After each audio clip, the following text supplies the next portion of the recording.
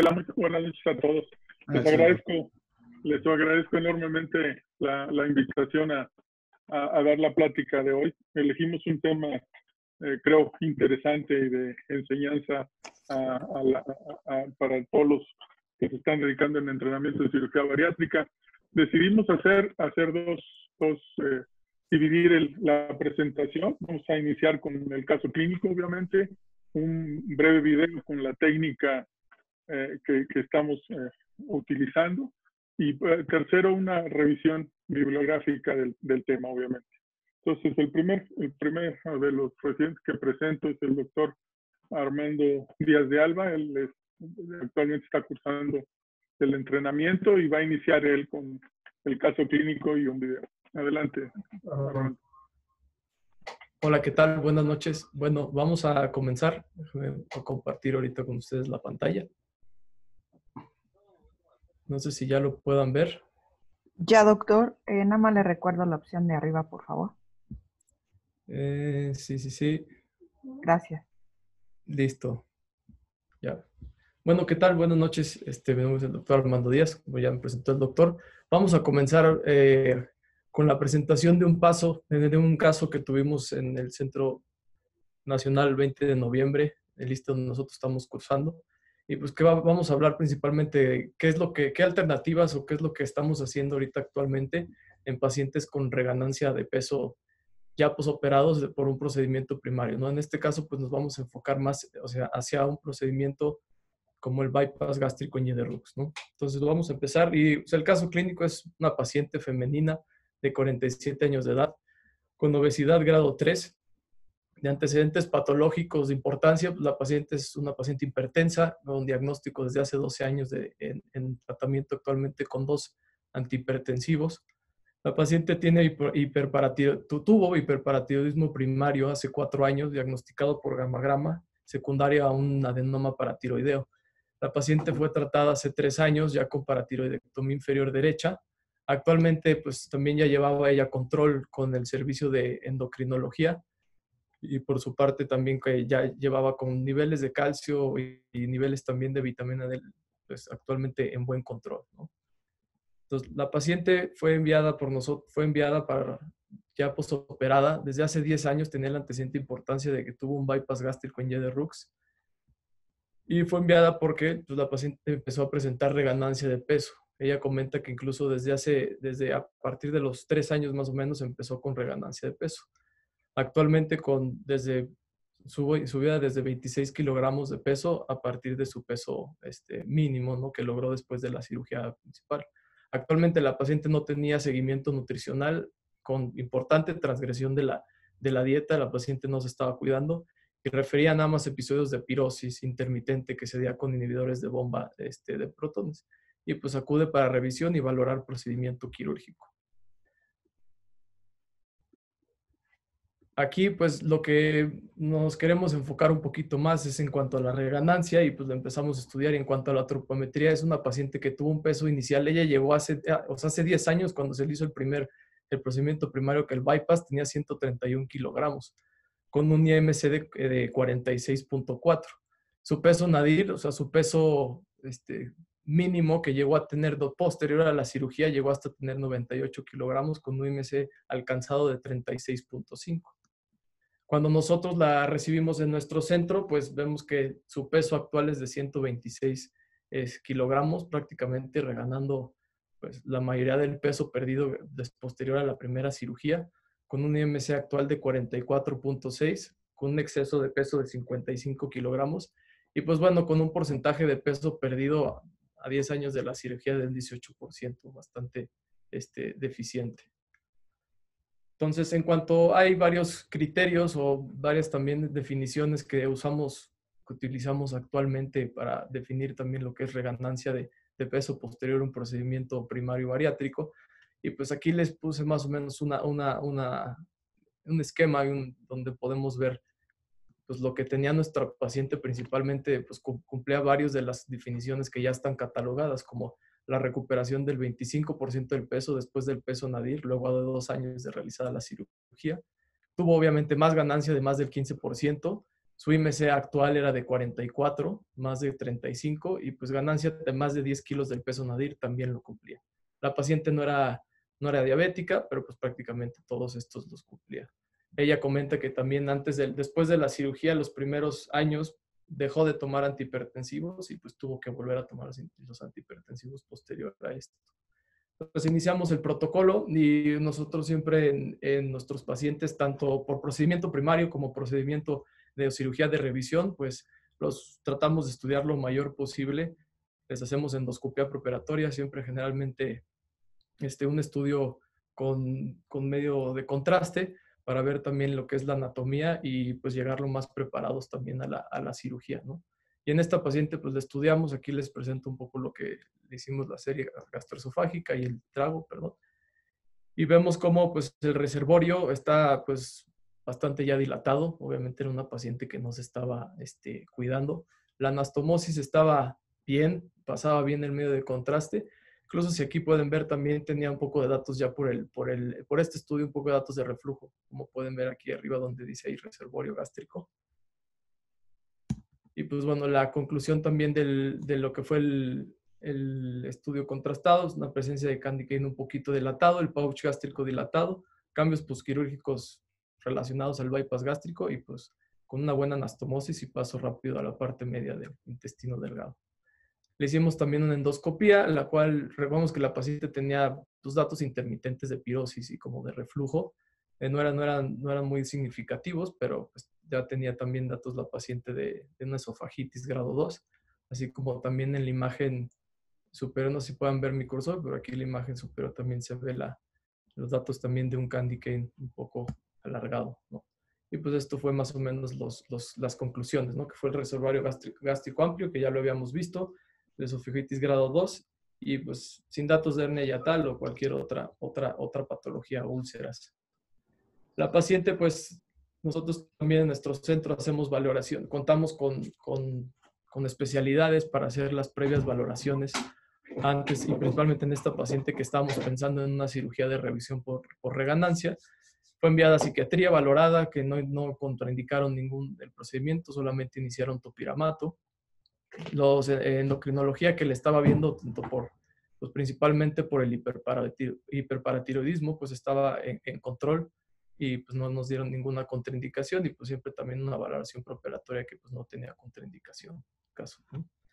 Como diagnósticos, pues para mencionar, pues es una paciente con obesidad grado 3, con un índice de masa corporal actual de 44.6, con reganancia de peso clara y franca, posoperada del bypass gástrico, una dilatación del pouch gástrico y pues bueno, la hipertensión actualmente controlada, pero con 2 antihipertensivos, ¿no? En base a esto, pues siempre sometemos a los pacientes y pues decidimos pues meterla a una cirugía de revisión y pues que se las voy a presentar un poco ahorita, ¿no? La paciente la programamos en nuestro centro, contamos con el robot que pues hacemos tanto cirugía laparoscópica como cirugía robótica. A veces la cirugía robótica la contamos desde el 2015 en nuestro centro y lo usamos principalmente también para casos de revisión como que pues donde vemos que pues tenemos un beneficio con todo esto. Aquí les presento más o menos cómo nosotros colocamos los trócares en cuanto al procedimiento robótico. Colocamos siempre, creo que aquí no se ve, pero colocamos en epigastrio un trócar de 5 milímetros, donde generalmente ponemos el separador hepático. El lado medio de generalmente 15 a 18 centímetros del apéndice gifoides colocamos la cámara y a los lados colocamos los 2 brazos robóticos, donde generalmente pues, los usa el cirujano y ya posteriormente como línea axilar media de ambos, o línea axilar anterior de ambos lados, colocamos los asistentes. Nosotros no contamos con engrapadoras quirúrgicas robóticas, pero usamos engrapadoras laparoscópicas que las usan el asistente. Sí. Y bueno, esto fue más o menos esto fue lo que encontramos a la hora de revisar, que la paciente tenía una asa biliar de 50 centímetros. Se cambió, ¿no?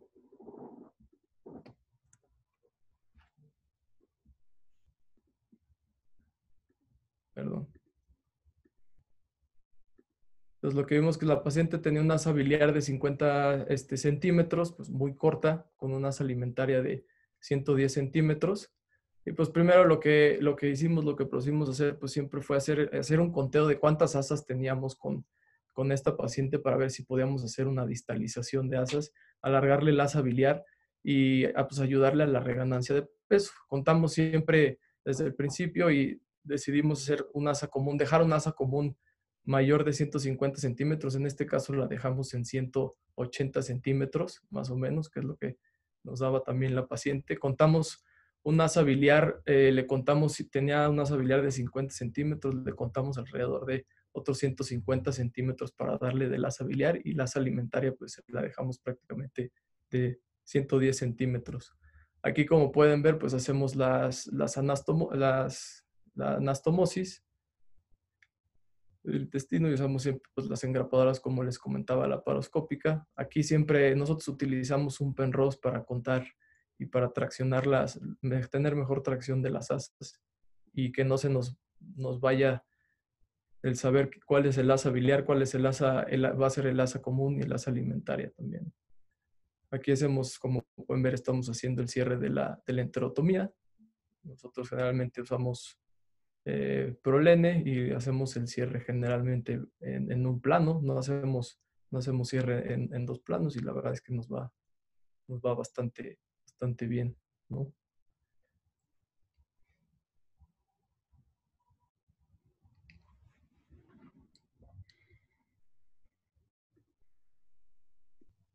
Aquí tenemos el cierre. ¿Puedo hacer una pregunta? Buenas tardes. Sí. Hola, doctor, buenas tardes. ¿Cómo están? Si nos pueden ¿Cómo repetir está? la longitud de las asas y cómo quedaron finalmente, de favor. Dilo lento. Dilo lento. Ok. Finalmente, la longitud del asa biliar, del asa biliar quedó en 250. Se alargó 250 más. El asa alimentaria quedó de 110 y el asa común quedó de 180 centímetros.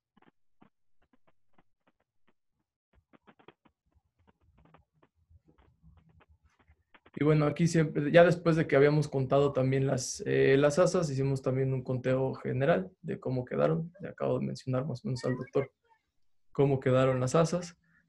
Nos fuimos también a la porción, aquí tenemos la anastomosis, cómo quedó. Nos fuimos posteriormente a la porción superior a valorar. Recordemos que en sus estudios preoperatorios pues teníamos un pouch gástrico dilatado. A la hora también de hacer esto ya es posteriormente a la disección, también nos dimos cuenta que pues tenía un candy cane pues, más grande de lo normal. Lo vemos ahí un poco adherido hacia el pouch gástrico. Y pues decidimos hacer la remodelación del pouch y pues hacer también la resección del candy cane que estaba completamente pegado. Siempre usamos una sonda de calibración. Generalmente aquí lo usamos nosotros para el bypass, usamos para calibrar el pouch, usamos de 36 French Boogie. Y pues aquí hacemos primero pasamos a hacer la resección de lo que fue el candy cane, que lo podemos ver. No sé si pueden ver mi cursor, pero lo podemos ver aquí arriba.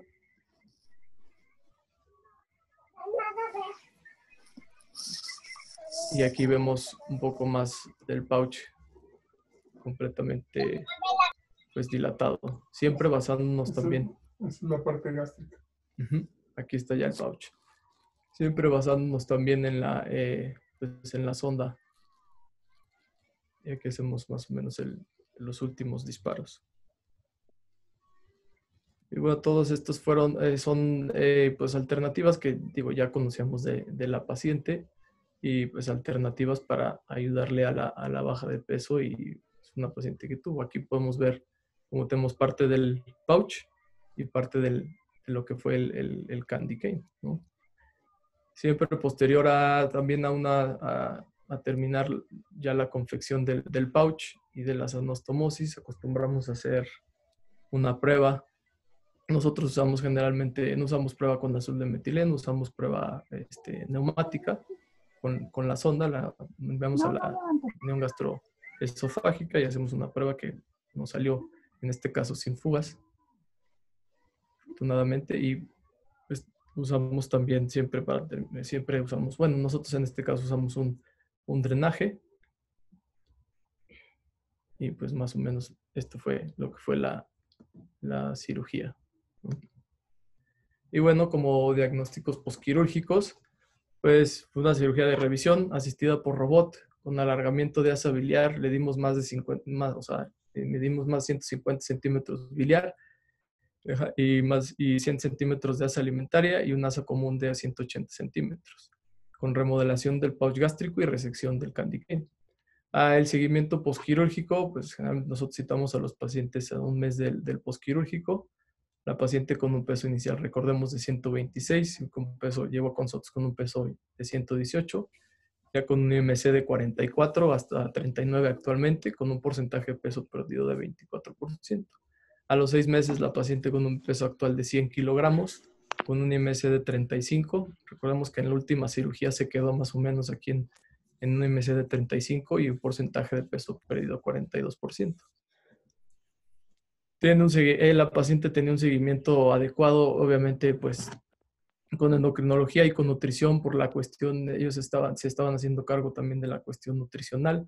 Obviamente es una paciente que teníamos con suplementación tanto proteica como de suplementos, y pues ahora, actualmente la paciente sin evidencia de deficiencias nutricionales. El calcio y la vitamina D, que también nos importaba por su antecedente, estaba bien, ¿no?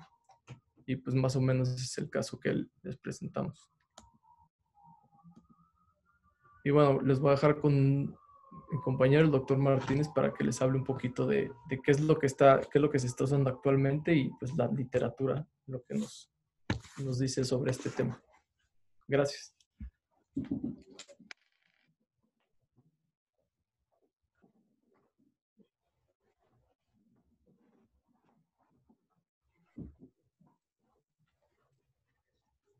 Buenas noches.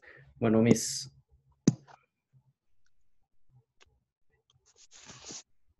buenas noches. Bueno, mis compañeros y yo, bajo la tutela de nuestro maestro, quisimos escoger este tema. Creemos que es un tema importante porque cada vez más nos vamos a enfrentar a cirugías de revisión. Sabemos que la obesidad sigue en aumento. La cirugía bariátrica ha demostrado ser una terapia efectiva para la baja de peso mantenida y resolución de comorbilidades, pero también sabemos que muchas veces los pacientes no van a requerir un solo procedimiento, van a requerir 2, incluso 3 procedimientos. Entonces nosotros quisimos hacer esta revisión para saber qué hacer o qué es lo que está reportado en la bibliografía de qué hacer en caso de que falle un bypass o haya reganancia posterior a esto. Como sabemos, pues el bypass en Y se realiza desde los años 60, ya tiene varios años realizándose. Sin embargo, aún no hay un estándar de cómo realizarlo, ya que hay variaciones en cuanto a la calibración del pouch gástrico y variaciones en cuanto a la longitud de las asas, que se han hecho varios estudios con diferentes longitudes para ver cuál es el mejor resultado sin provocar complicaciones en el paciente y obteniendo los mejores resultados. Sabemos que el bypass pues, es considerado el gol estándar de la cirugía bariátrica, precisamente por eso, sus resultados mantenidos a largo plazo y su resolución de comorbilidades, pero a partir del año 2013 la estadística cambió, ya siendo superado en número total de cirugías realizadas al año por la manga gástrica. Los resultados siguen siendo favorables para el bypass, pero actualmente la manga gástrica es lo más realizado. Como sabemos, la bibliografía reporta que hasta un 25 a 35% de los pacientes pueden llegar a presentar una reganancia después de 5 a 7 años, es lo que está reportado. Esto es incluso mayor en pacientes con superobesidad, donde se puede alcanzar hasta un 40% de reganancia en los pacientes con posoperados de bypass. Y hay muchas razones que pueden condicionar esta reganancia. Lo principal, pues, es un estilo de vida desfavorable, que el paciente no esté tratado adecuadamente para algún trastorno mental o que no esté cumpliendo con su tratamiento, algún desequilibrio metabólico o cambios anatómicos en la cirugía. Generalmente son debidas a una dilatación del pouch gástrico. Sabemos que pues existe la cirugía de revisión del bypass y es una buena alternativa. Tenemos que saber seleccionar bien a nuestro paciente, tiene que estar bien controlado de sus condiciones médicas, de sus comorbilidades, pero es una terapéutica adecuada. Vamos a mencionar qué es lo que se hace. Primero, pues hay que saber cuáles son las definiciones. Un bypass se considera que falló cuando no alcanzó al menos la pérdida de peso del exceso de peso perdido del 50% o mantiene un índice de masa corporal arriba de 35. Y hablamos de una reganancia cuando el bypass fue exitoso, pero presenta un aumento del 25% del peso perdido desde el nadir, que como comentaron ahorita, pues es el peso mínimo alcanzado por el paciente después de la cirugía bariátrica. También se define como, algunos estudios lo definen como un aumento de más de 10 kilos desde el nadir, otros como un aumento de más de 5 de su índice de masa corporal desde el nadir. Y pues hay diversas técnicas que se han desarrollado para la revisión de estos pacientes.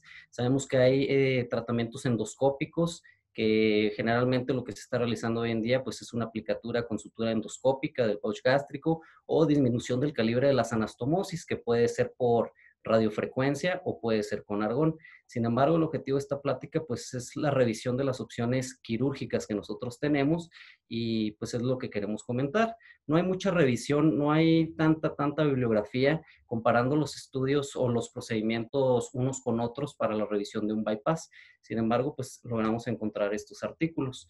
Tenemos aquí este artículo que se publicó el año pasado, es un estudio que se publicó en Viena, y aquí lo que tratan de comparar es una revisión de las opciones que se plantean. Existen o lo dividen en dos terapias, que es la terapia de favorecer o agregar malabsorción al procedimiento del bypass, o sería en la parte restrictiva, favorecer de nueva cuenta la parte restrictiva. En cuanto a esto de favorecer la parte restrictiva, pues comentan ellos una remodelación del pouch, una colocación de una banda en el pouch o una combinación de estos, que es una remodelación y posterior colocación de la banda. Y en cuanto a la parte malabsortiva para su favorecimiento, pues es la distalización de asas, que básicamente es lo que queremos comentar más adelante.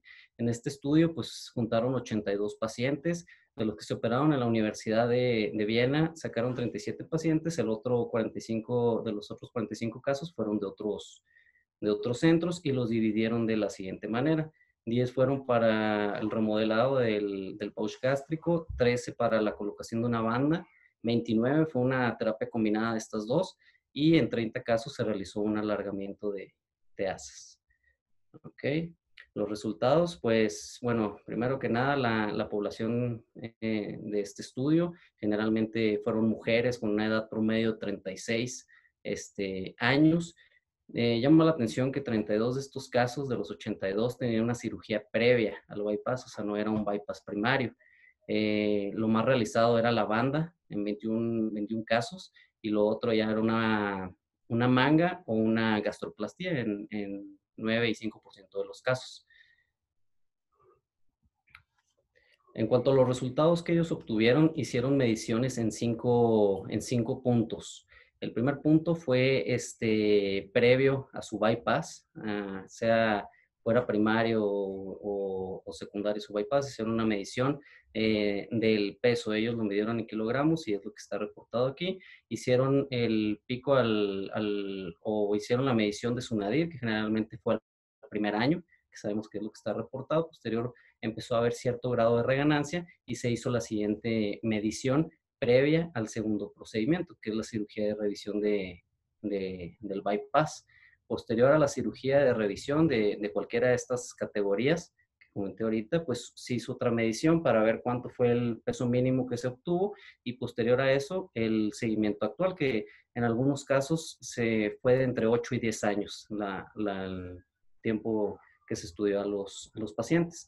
Se concluyó que no hubo una diferencia considerada significativa entre cualquiera de estos procedimientos. Únicamente lo que varió y lo que reportaron ellos pues son los efectos adversos que pueden llegar a producir cada uno de estos procedimientos. El remodelado del pouch gástrico, que ellos comentaron que fue por muy poquito, por lo que presentó un poquito de mejores resultados, pues tuvo síntomas de reflujo y síntomas de disfagia hasta en la mitad de los pacientes, que en algunos casos tuvo que ameritar una dilatación endoscópica. En la colocación de la banda, pues es más o menos lo mismo, hasta la mitad de los casos tuvieron una disfagia, y se reporta que en hasta 30% de los pacientes en los que se realizó la colocación de la banda, se tuvo que hacer una remoción de la misma a 28 meses después de su colocación debido a la disfagia que no era tolerable por el paciente. Y en cuanto a la distalización, aquí es un poquito debatible sus resultados porque la técnica que ellos utilizaron es una distalización dejando un asa común de 100 centímetros, que como voy a comentar continuando con la revisión, pues es una asa común muy corta y esto predispone a que tenga cierto grado de complicaciones. No tuvieron ningún caso de reflujo ni disfagia con la distalización de asas, pero sí hubo casos en los que se tuvo que revisar de nuevo al paciente en quirófano para alargar un poco el asa común debido a la desnutrición que le estaba provocando. Bueno, otro estudio que quiero mencionar, no es un estudio de una cirugía de revisión, pero es importante para entender qué se puede realizar en la revisión del bypass. Esto es para saber qué asa es la que tenemos que tratar, qué asa es la que podemos alargar y qué tanto. Hay un estudio que se realizó en el 2014 que dividieron una población de estudio en dos grupos, ya fuera un bypass con una asa biliar de 200 centímetros y alimentaria de 60, y en el otro grupo dejaron una asa alimentaria de 150 y una biliar de 60. Lo dividen de la siguiente manera, las poblaciones de estudios fueron 94 para el asa biliar y 93 para alimentaria. En comparativa, pues se parecen bastante las dos poblaciones en cuanto a sexo, edad, el índice de masa corporal. También quisieron hacer una medición para ver si esto variaba en pacientes súper obesos y bueno, esto es lo comparativo, nada más para mencionar que es bastante parecida a las poblaciones. Este es el diseño de los dos bypass que realizaron, como comenté. El de la asa biliar larga dejaron una asa de 200 centímetros y una asa alimentaria de 60.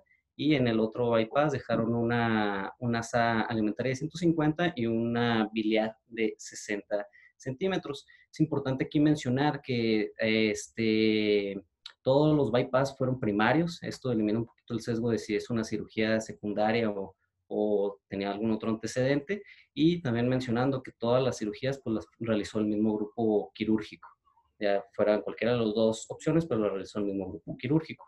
Sus resultados los reportaron con la pérdida del índice de masa corporal, el índice de masa corporal perdido pues, y lo observaron en picos. Generalmente el pico mayor lo observaron a los 18 a 24 meses después del bypass, y observaron que pues sí, siendo estadísticamente significativo, los resultados favorecían a los pacientes que se realizó el bypass con una asa biliar larga.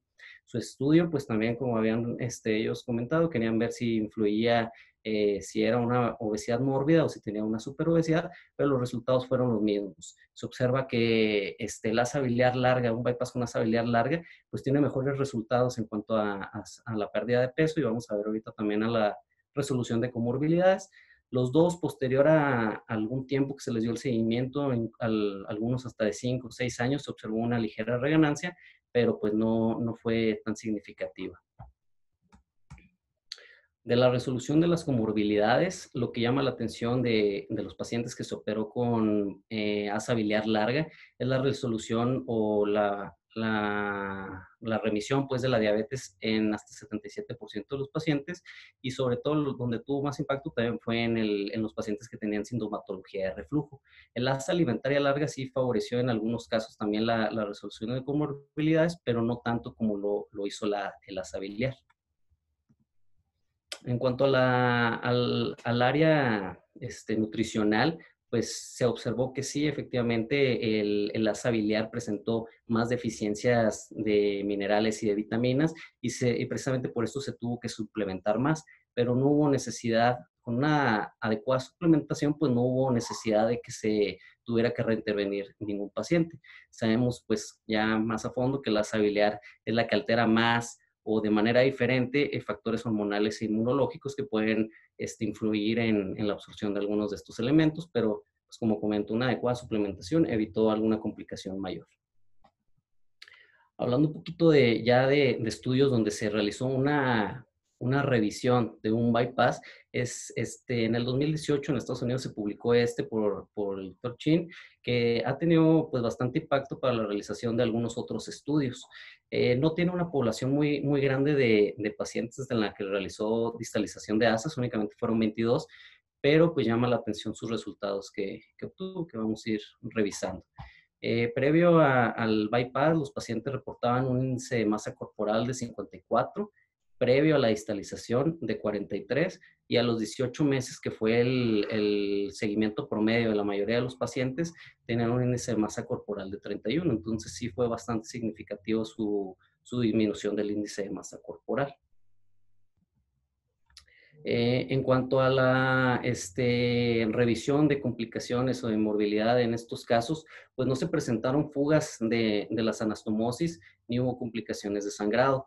Se observó una tasa de readmisión al hospital de hasta 13% y generalmente fue debido a deshidratación, que se controló únicamente con manejo médico. Un paciente presentó fibrilación auricular y 2 más presentaron obstrucciones intestinales. En estos 2 se reoperaron, estos 2 pacientes. Uno fue debido a adherencias y el otro debido a hernia interna, pero no hubo ninguna complicación mayor. De la resolución de las comorbilidades en estos pacientes que se realizó la distalización, se observaba que sobre todo llamando la atención en la diabetes, 4 pacientes de los 22 que se realizó esta cirugía tenían diabetes, no especifican si controlado o no, pero lo reportan como diabetes, y hubo una remisión según los criterios de la ADA del 100%, entonces sí es bastante efectiva esta terapéutica. También hubo un mejor control de la hipertensión y del reflujo, pero pues obviamente el principal impacto es en la diabetes. Se trató de medir el grado de remisión de la apnea, que sabemos que pues es la comorbilidad que más resuelve con este tipo de cirugías. Sin embargo, no en todos se les pudo dar un seguimiento y por eso no lo reportan en este estudio. En cuanto al aspecto nutricional, en este estudio ellos siguieron las guías que tiene la ASMBS para suplementación, tratándose como si fuera un switch duodenal, esta cirugía. Ellos se enfocaron en dar una suplementación principalmente de vitaminas liposolubles. Sabemos que la vitamina A, la D, E y K tienen que tener al ser una distalización de asa biliar, pues tiene que haber mayor suplementación de estas vitaminas. Agregado también a 60 miligramos de hierro, y se aconsejó la suplementación también de 1200 a 1500 miligramos de calcio, así también como el aumento de la ingesta de proteína hidrolizada. Y ellos recomendaron dar dosis separadas de suplementación para tratar de favorecer su absorción. No hubo una complicación mayor con esta suplementación, no hubo déficit que requiera algún otro tratamiento, ningún paciente requirió NPT o alguna otra terapéutica. En base a eso, pues se han desarrollado algunos otros artículos, algunos recientes con resultados parecidos. La serie de pacientes que tienen estos artículos pues son parecidas, o sea, no es una cirugía que se realice tanto, las series son pequeñas, pero hablando un poco de las conclusiones de todos estos artículos, ellos comentan pues que la distalización de asas, distalización de asa biliar con acortamiento de la común, pues es una terapéutica adecuada que proporciona una pérdida de peso sustancial mantenida con el tiempo, además de que favorece la remisión adicional de comorbilidades y tiene una buena satisfacción del paciente. Cabe mencionar aquí que es muy importante tener una buena selección de los pacientes, ya que, como comento, la distalización de asas pues es requerir mayor seguimiento, mayor supervisión por parte de nuestros pacientes, y va a requerir mayor suplementación, tal vez mayores estudios. Es una cirugía que va a implicar más gastos. No todos los pacientes van a ser candidatos para poder realizar una distalización de asas, ya que si no hay un seguimiento adecuado, una suplementación adecuada, pues sí se van a presentar las complicaciones. Las recomendaciones en cuanto a la longitud para la realización de estas cirugías, pues recomiendan no dejar menos de 150 centímetros de asa común. Hay series en las que empezaron haciendo, igual que escopinadas muchos años, asa común de 50 centímetros y observaron lo mismo, una falla hepática por desnutrición proteica. Tuvieron que ir alargando poco a poco las asas y actualmente se recomienda no dejar menos de 150 de asa común y no menos de 250 de canal de absorción, refiriéndome de canal de absorción al asa común más el asa alimentaria. Hay algunas publicaciones que han hecho también cirugía de revisión de bypass a switch duodenal. Sin embargo, únicamente han sido como casos aislados, no hay alguna serie donde se haya o se haya publicado una serie adecuadamente, por eso pues no lo menciono. Yo menciono lo que más se ha realizado en estas series. También es importante mencionar pues que todo esto sigue en investigación, se siguen desarrollando nuevas terapéuticas, hay estudios que se siguen publicando. Hay uno, por ejemplo, que se publicó el mes pasado en Holanda, que es el estudio Ducati, donde igual dividieron pacientes ellos querían ver si efectivamente el asa alimentaria tenía algo de impacto. Dejaron un grupo de pacientes con una asa alimentaria corta y otros con una asa alimentaria larga. Y ellos no encontraron una diferencia significativa, concluyendo que el asa alimentaria pues no influye tanto para la pérdida de peso y remisión de sus comorbilidades. Haciendo una pequeña revisión de otro procedimiento que se realizó en nuestro caso clínico, pues es el candy cane. Hay que saber definir qué es un candy cane y cuándo sería apropiado hacer una revisión del mismo. Aquí en la imagen observamos un trago de material que básicamente es el método diagnóstico para este diagnóstico, igual que la endoscopía. Y bueno, vamos a definir como candy cane o palo de hockey una prolongación o una asa ciega más larga de lo habitual, que en esta serie, que es la más larga o de mayores pacientes que reportan ellos operados de candy cane, osciló la longitud del candy cane entre 2 y 10 centímetros. Es importante mencionar que el candy cane pues, es un reto tanto diagnóstico como terapéutico, porque no siempre va a presentar sintomatología. En algunos casos va a presentar cierta reganancia, en algunos casos sintomatología vaga. Entonces es difícil atribuir toda esta sintomatología al candy cane. Sin embargo, lo que se reporta aquí en este estudio es que, bueno, fueron una revisión, como no se menciona tanto en la literatura, es una revisión pequeña de 28 pacientes. Es importante mencionar que de estos 28 pacientes, 10 tuvieron una reganancia de peso. Posterior a la cirugía, en estos 28 pacientes que se reoperaron de candy cane, únicamente se hizo eso, la resección del candy cane. Posterior a esto, los 10 pacientes que habían presentado reganancia, el 33% presentó una pérdida de peso moderada de lo que tenía previa a su cirugía, pero llama la atención que del resto de los otros 18 pacientes que no habían presentado reganancia, posterior a la resección del candy cane, presentaron pérdida de peso. O sea, la resección del candy cane ayudó a la pérdida de peso. Sin embargo, pues no es lo principal por lo que se presentan los pacientes. Generalmente se presentan por sintomatología, siendo la principal un dolor, reflujo o regurgitación y vómitos, que es lo que más le molesta al paciente y es por lo que busca la cirugía de revisión, no tanto por la reganancia. Bueno, nada más concluyen eso, que básicamente tenemos que catalogar a los pacientes que son sintomáticos de los que no, y la cirugía de candy cane pues no es tan estudiada. Faltaría hacer una revisión un poco más grande en más pacientes para ver qué tanto impacto tiene en verdad la resección de este segmento de asa ciega. Y eso sería todo por parte de la revisión. Y en este momento, pues, preguntas que tengan en base al caso o a la revisión.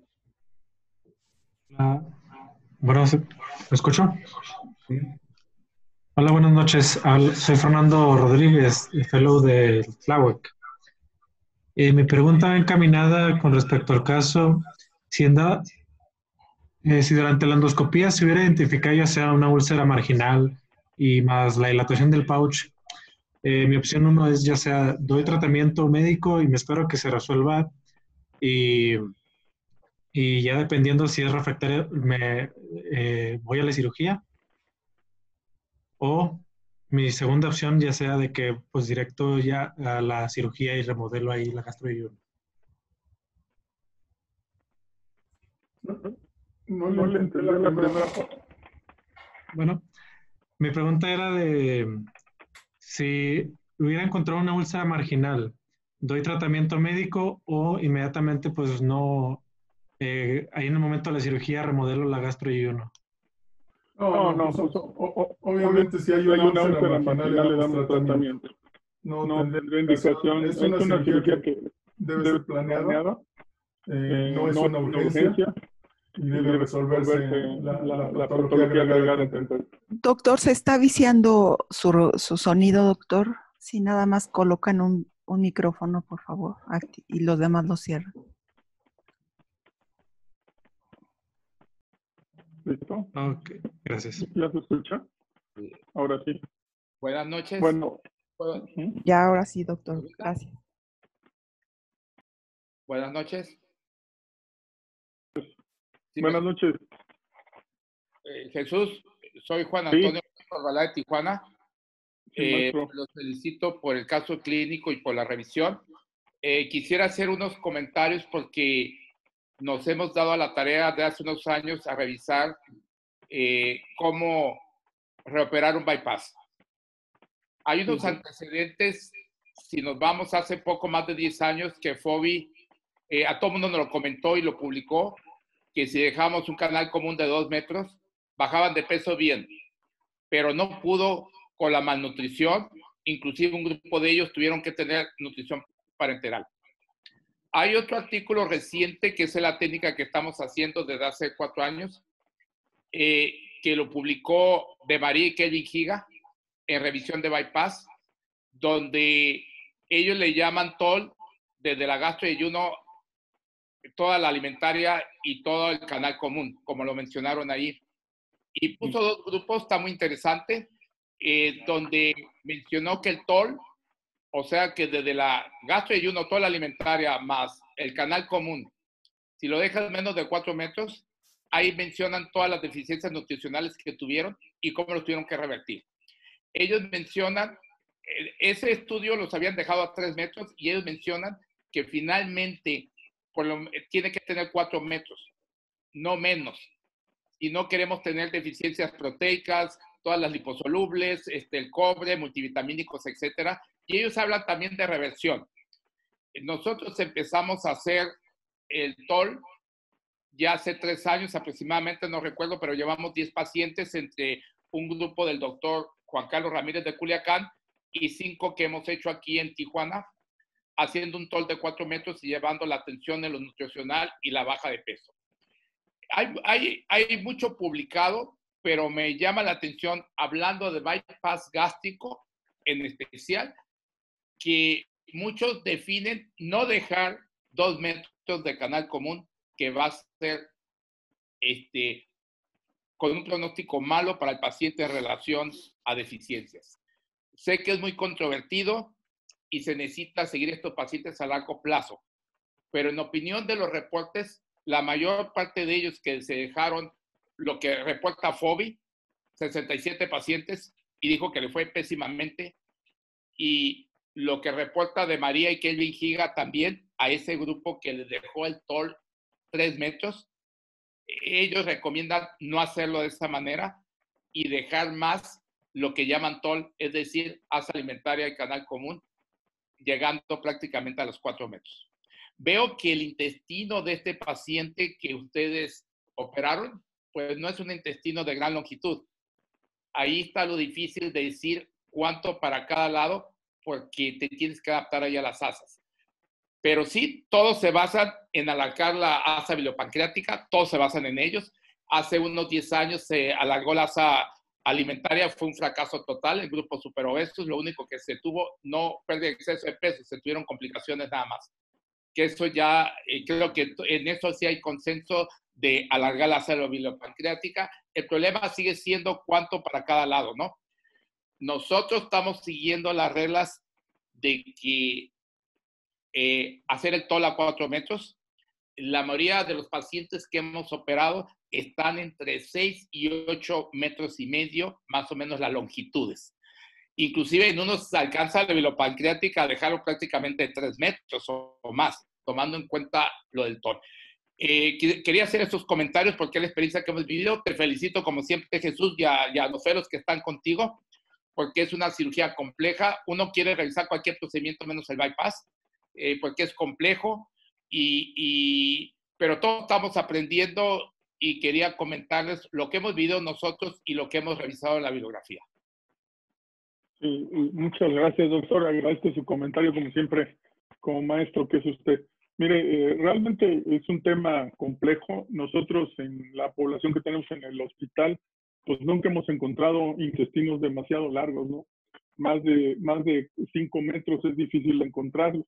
Nosotros, nuestros pacientes en promedio son alrededor de 5 metros en total del intestino. Lo que decidimos hacer en este caso fue, primero contamos, no se ve en el video por pérdida de tiempo, pero contamos primero la totalidad del intestino. Por eso decidimos conservar lo mínimo necesario para que el paciente estuviera como lo recomendable del ASA común de 1,5 metros, no menos de 1,5 metros, y decidimos, como se sabe bien, prolongar el asa alimentaria, y la que no modificamos fue la asa biliar, y lo que no modificamos fue la distancia que tenía ya de asa alimentaria, que era entre 80 centímetros aproximadamente. Le dimos la mayor distalización, porque bien sabido, y lo que se acaba de presentar, pues es la que da la funcionalidad a largo plazo de una cirugía de este tipo, sobre todo que era una reintervención, paciente que ya había fallado al tratamiento de bypass, que sabemos que la falla, pues es independientemente de la técnica quirúrgica y las mediciones de ASA, pues obviamente es un paciente más difícil que los resultados de una cirugía de revisión siempre son menores en efectividad que los primarios. Y con respecto al pouch, decidimos hacer la remodelación porque vimos que en las radiografías, en las imágenes estaba grande, no había tanta restricción. La paciente refería que podía comer prácticamente como sus familiares, decía, y decidimos hacer algo restrictivo para incrementarle la pérdida de peso. La paciente se pudo hacer, la disección que se hizo del candy cane, como vieron, y del pouch fue adecuada para poder movilizar y ver bien efectivamente si le podíamos brindar esa opción.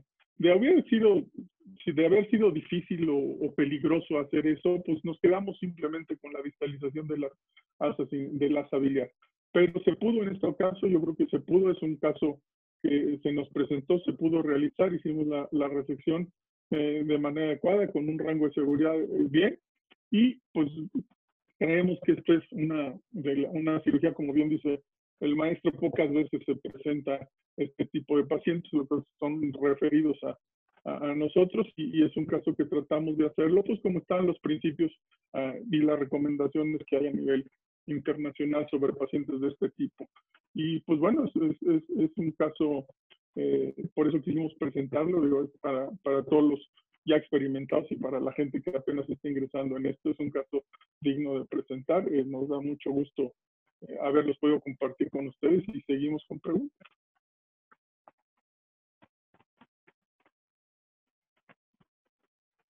¿Más preguntas? ¿Sí me están escuchando? Checas, Chucho, en el chat hay algunas preguntas, a lo mejor ahí. Hay una específica de si hacen estudio psicológico y nutricional en el perioperatorio de estos pacientes con reganancia, y si hubo algo ahí. Sí, nosotros tenemos una clínica y un comité que funciona como tal en el hospital, y está en todos, sobre todo los pacientes. De repente hace como alrededor de unos 7 años empezamos a recibir más pacientes con reganancia, con falla, y entonces hice un comité especial para saber y siguiendo las recomendaciones qué pacientes son los que son candidatos a hacer una cirugía de este tipo. Una de ellas es, por ejemplo, investigar si tiene para sustituir el resto de su vida una cirugía de este tipo, ¿no? Que tenga, a pesar de que el instituto les brinda pues la atención, algunas de las vitaminas y algunos de los complementos que se les da, pues no es, el instituto no se los provee. Entonces es algo que a nosotros sí nos importa, y en el comité pues se resuelve psiquiatría, endocrinología, medicina interna, nosotros obviamente, y decidimos qué paciente se beneficiaría a esto, y pues es más o menos como nosotros seleccionamos, pero sí, siempre lo revisamos. No hay un paciente que no entre a cirugía si no tiene protocolo previo. Yo tengo una duda en cuanto al diámetro de la anastomosis. ¿Fue evaluada previo a la reintervención y consideraron hacer algo al respecto en la cirugía? Sí, claro. Si te das cuenta en el video, bueno, a lo mejor fue muy rápido, pero lo que hicimos fue, para disminuir el tamaño de la anastomosis, fue meter la sonda de 36 French a través de la gastro G1 y hacer el recorte del pouch y del candy cane muy pegado a la sonda de calibración, de manera que obviamente reducimos la anastomosis, el candy cane y reducimos el pouch. Entonces, sí nos importa. Creo que con una de 36 French es suficiente y si quieres, quieres que repitamos tantito esa parte del video en donde se ve cómo está la sonda y si quieren, a ver si lo pueden poner. Y cómo está la sonda, y sí pasamos la engrapadora muy pegadita a la sonda, tratando de reducir esto. Sí le damos importancia, por supuesto. Gracias. El doctor Hugo Sánchez pregunta si el TOL menor a 400 es muy poco. A ver si quiere comentar algo el doctor más desarrollado. Y el doctor Luis Zorrilla, ¿a cuánto tiempo de la cirugía inicial considerarían reintervenir por reganancia? Nosotros tenemos ya tenemos en el comité no metemos a cirugía ninguna paciente que tenga menos de 2 años de haber sido su procedimiento primario. En el caso de esta paciente, pues fueron 10 años los que tenía y llegó referencia de otro hospital, se había probado en privado, y pues se sometió al protocolo normal que tenemos de cirugía de revisión, pero mínimo son 2 años, doctor. Gracias.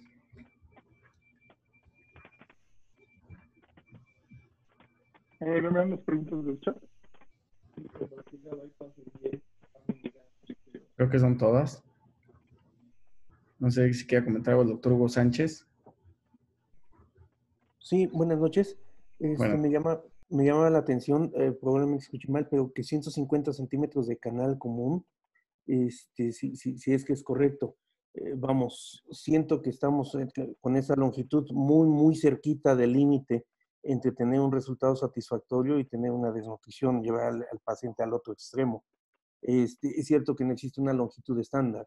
A veces con 200 centímetros no les es suficiente y con la diferencia con 180 tenemos para tener un paciente con desnutrición. ¿No les parece que 150 centímetros realmente es muy poco? Estamos muy cerca del límite. No, sí nos preocupa, por supuesto. Siempre en este caso especial, precisamente por la reganada. Esta paciente tenía 10 años de operada y había reganado casi la totalidad de la pérdida de peso. Entre que sea operada y que no haya sido protocolizada y que no haya tenido seguimiento, a fin de cuentas es una paciente que falló. Y sabemos que el procedimiento de revisión generalmente no tiene los mismos resultados que tiene el primario. Entonces, le quisimos dar obviamente la mayor distancia para que esta paciente tenga los beneficios que buscaba ella con pérdida de peso. Y sí nos importa y nos importa el seguimiento. Por fortuna son pacientes cautivos que tenemos hay un micrófono abierto. Por fortuna son pacientes cautivos que están en la clínica, que han tenido seguimiento, incluso ahorita que estamos en el asunto de la pandemia, se les ha dado seguimiento por telemedicina y seguimos en contacto con ellos. Entonces sí nos preocupa, por supuesto, si tuviéramos que hacer alguna modificación, pues lo haríamos, pero en este momento la paciente va bien. El control de este tipo de procedimientos no nada más lo llevamos nosotros, lo lleva la clínica de nutrición y también lo lleva endocrinología, porque es una paciente previamente ya con problema de endocrinológico. Entonces, sí, claro, nos preocupa y sí le damos seguimiento. Sí es importante. Pero sí, le quisimos dar el límite.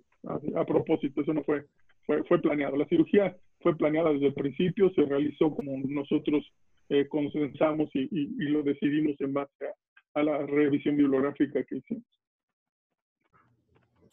Pregunta también el doctor Luis Zorrilla si convertir a bypass en ya mini gastric sería una opción, por si lo quiere desarrollar aquí de manera el foro, y la doctora Patricia Sánchez sobre los niveles de albúmina. Pues, yo le preguntaría entonces que subir el asa, tendría que subir el asa biliar para anastomosar con el estómago.